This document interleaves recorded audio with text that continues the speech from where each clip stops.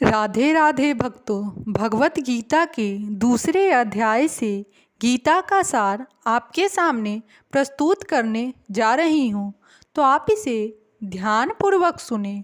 श्लोक 61 में बताया गया है भक्तों, जो इंद्रियों को पूर्णतः बस में रखते हुए इंद्रिय संयम करता है और अपनी चेतना को मुझ में स्थिर कर देता है, वह मनुष्य स्थिर बुद्धि कहलाता है।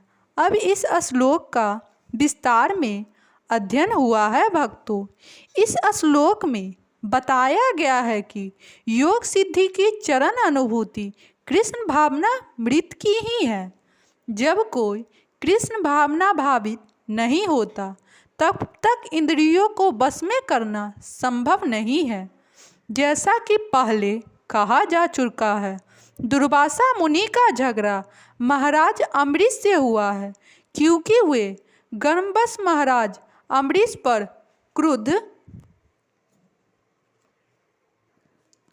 हो गए, जिससे अपनी इंद्रियों को रोक नहीं पाए।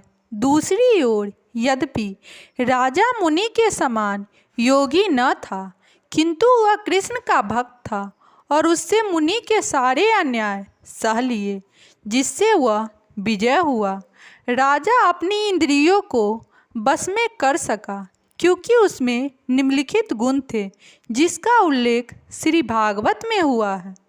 राजा अम्बरीश ने अपना मन भगवान कृष्ण के चरणाबिंदों पर स्थिर कर दिया, अपनी वाणी भगवान के धाम की चर्चा करने में लगा दे, अपने कानों को भगवान की लीलाओं को सुनने में, अपने हाथों को भगवान का मंदिर साफ करने में, अपनी आँखों को भगवान का स्वरूप देखने में, अपने शरीर को भक्त के शरीर का स्पर्श करने में, अपनी नाक को भगवान के चरणाबिंदों पर भेंट किए गए फूलों की गंध सूंघने में, अपनी जीभ को उन्हें अर्पित तुलसी दलों का आस्वाद करने में, अपने पाँवों को जहाँ जहाँ भगवान के मंदिर है उन स्थानों की यात्रा करने में, अपने सिरों को भगवान को नमस्कार करने में तथा अपनी इच्छाओं को भगवान की इच्छाओं को पूरा करने में लगा दिया।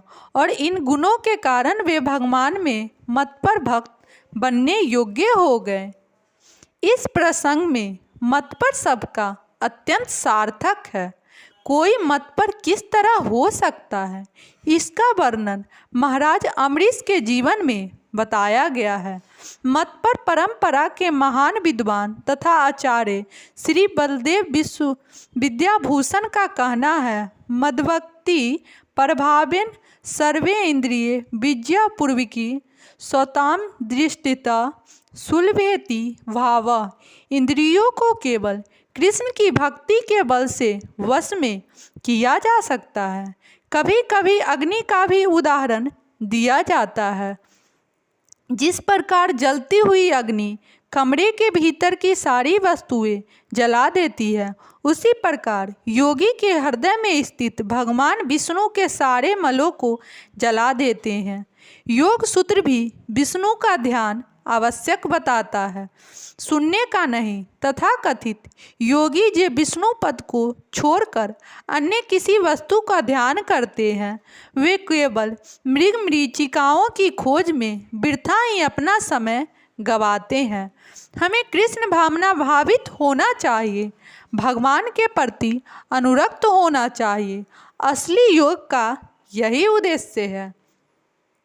श्लोक 62 में बताया गया है भक्तों, ध्यानतः विषयान पुंसा सरह तेषु उपजायते सरता तेन सजायते कामा कमात क्रोध अभिजायते। अब इस श्लोक का हिंदी में अनुवाद है भक्तों, इंद्रिय विषयों का चिंतन करते हुए मनुष्य की उनमें आसक्ति उत्पन्न हो जाती है और ऐसी आसक्ति से काम उत्पन्न होता है और फिर काम से क्रोध प्रकट होता है। अब इस श्लोक का विस्तार में अध्ययन हुआ है। जो मनुष्य कृष्ण भावना भावित नहीं है, उसमें इंद्रिय विषयों के चिंतन में भौतिक इच्छाएं उत्पन्न होती है। इंद्रियों को किसी न किसी कार्य में लगे रहना चाहिए और यदि वे भगवान की दिव्य प्रेमा भक्ति में नहीं लगी रहेगी तो वे निश्चय ही भौतिकवाद में लगना चाहेगी। इस भौतिक जगत में हर एक प्राणी इंद्रिय विषयों के अधीन है। यहाँ तक कि ब्रह्मा तथा शिवजी भी तो। स्वर्ग के अन्य देवताओं के विषय में क्या कहा जा सकता।